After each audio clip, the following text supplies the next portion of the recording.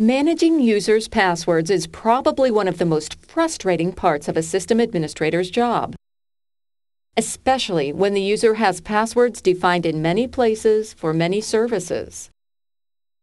And what about protecting those passwords? Even encrypted passwords can often be cracked. Well, that's why the folks at MIT developed Kerberos.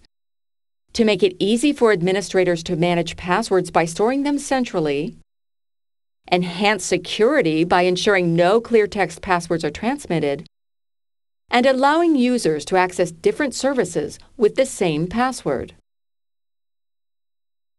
Having passwords in a central location will obviously make them easier to administer.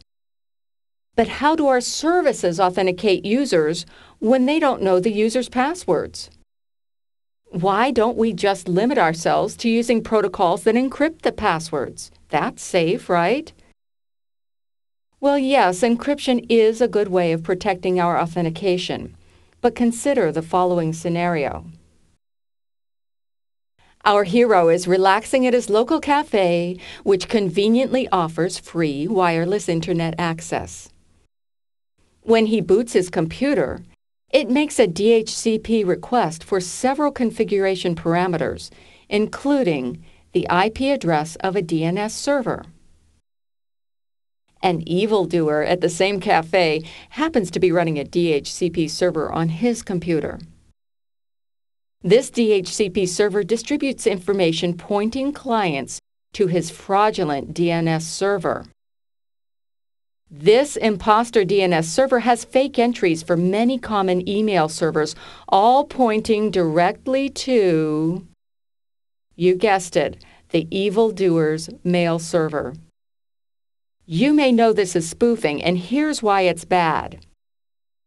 If our hero tries to log into his mail server with a non-Kerberized name and password combination, the hijacker's mail server probably won't be able to log him on, but it can harvest his name and password to be used for other fraudulent purposes. Even if the password is encrypted, chances are the poacher can decrypt it pretty easily using free tools from the internet. So what we need is a way to keep passwords off the network in the first place. And that's exactly what Kerberos does. Let's take a look at how Kerberos protects your passwords by keeping them off the network, and at the same time makes management easier by centralizing the storage of the passwords. To begin with, the name Kerberos gives a clue to the way Kerberos works. In Greek mythology, Kerberos was the vicious three-headed dog that guarded the gates of Hades. In network authentication, Kerberos creates a realm with three players that collectively guard your network: the Kerberos client, the Kerberized service, and the Key Distribution Center, or KDC. We'll see how these three players work together to provide secure authentication with all the passwords stored in a single location and not transmit clear text passwords during the authentication process. And from the user point of view, access to each service is transparent. In fact, the user can access all the services by logging in only once. Users and services in a Kerberos realm are known as principals, and each has its own secret encryption key stored on the KDC. The system administrator creates these keys, and they are shared only by the principal and the KDC.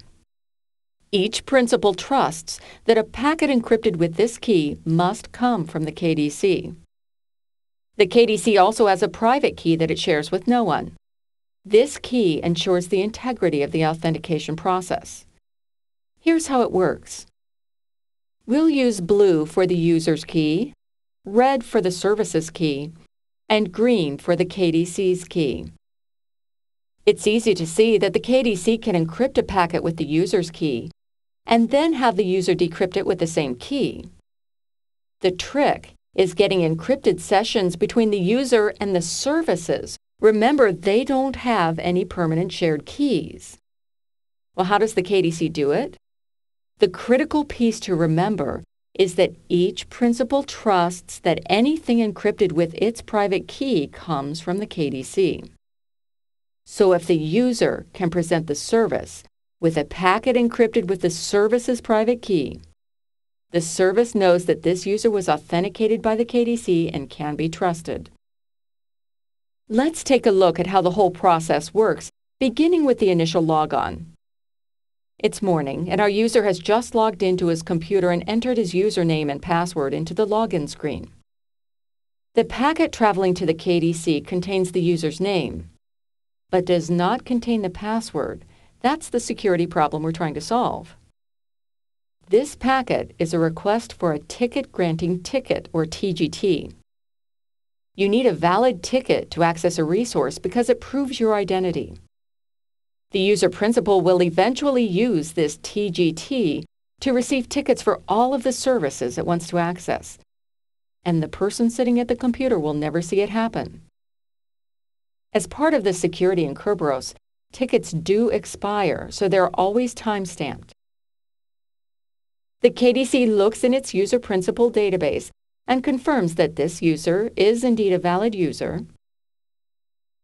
The KDC then creates the ticket-granting ticket. This contains the user's name, the KDC name, the client's IP address, and a new key called a session key. The session key is a time-sensitive encryption key that the KDC generates just for this session. We have to change those session keys periodically in case an intruder captures our packets and tries to decrypt our encryption key. Then all of this information is encrypted using the KDC's private key, so the client never actually sees the contents of the TGT. The KDC then sends back a packet containing two things: the ticket-granting ticket and another copy of the session key, which is encrypted with the user's private key. The client uses its private key based on the password that the user typed in when he sat down this morning to log in, to open the service key. So what's the point of sending the client a TGT when the client is unable to read its contents? Well, watch what the client does when it wants to request a service. The client first creates an authenticator. This includes the client's name, the IP address of his computer, and the time. It encrypts the authenticator with the session key it just received from the KDC. Then it creates a packet that contains the still unopened TGT, the authenticator, and the name of the requested service, and sends this packet to the KDC. When the KDC receives this packet, it can decrypt the TGT, and knowing that it can't have been falsified because it hasn't been opened, the KDC uses the TGT to check the information in the authenticator. Now that the KDC is ready to trust the identity of the user, the KDC can send a service ticket to the client. The service ticket is particular to the requested service and only works for this user for a set period of time. The service ticket includes the user name, the service name, the IP address from the client computer, and a new session key. Then the KDC encrypts this ticket with the service's private key. Note that the client does not have the service's private key and cannot modify the contents of this ticket.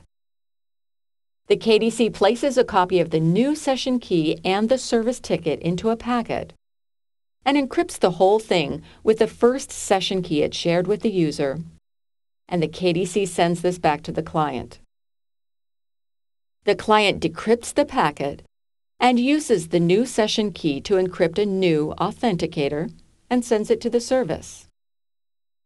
The service uses its private key to open the service ticket and is guaranteed that the ticket came from the KDC because no one else has that key. Then it uses the new session key it finds there to open the authenticator. The service uses the information in the service ticket to verify the information in the authenticator. Now that it has verified the identity of the user, the service sends back an acknowledgement and the user is authenticated to the service. It's important to understand that at no point in this process could anybody learn the user's password, including services. This not only protects the password from packet capture on the network, but also from being harvested by spoofing servers, especially on public wireless networks. So now, thanks to Kerberos, we just solved 3 problems. We have more secure authentication, simplified management of passwords, and the convenience of single sign-on.